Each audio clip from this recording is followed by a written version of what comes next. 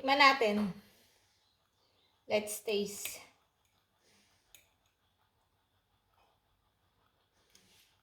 Oh. Sarap. Sarap ng lasa niya. So, isa pang subo. Isa pang subo.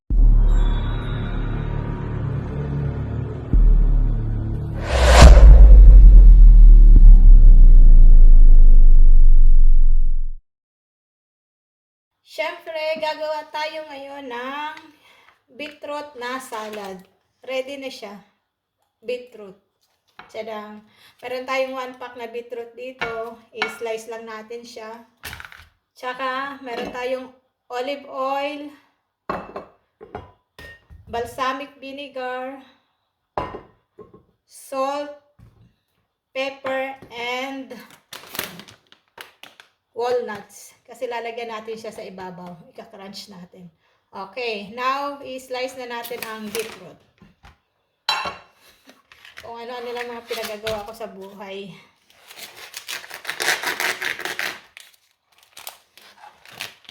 Napaka-healthy nito. Yung fresh nito, pwede nyo rin ilaga.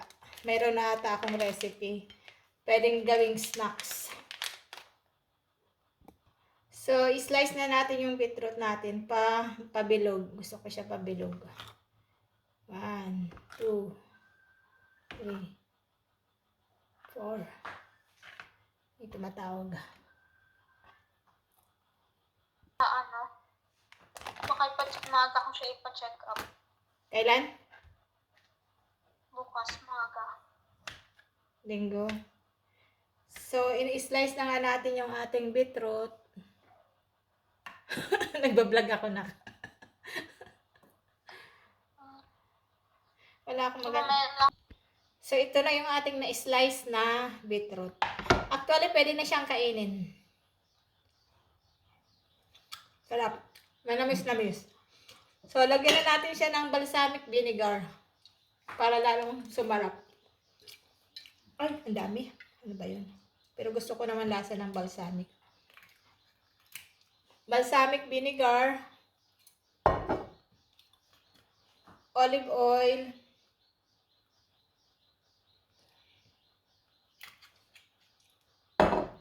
Salt.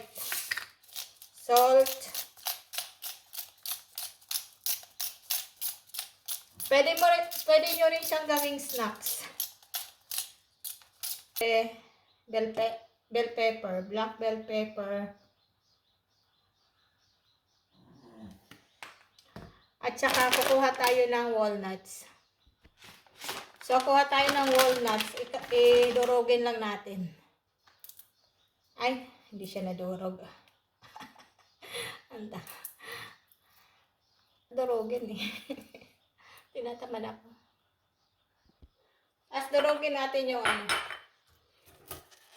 Durugin na natin.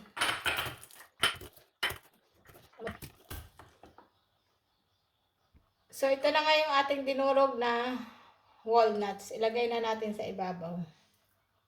Ang dami pala.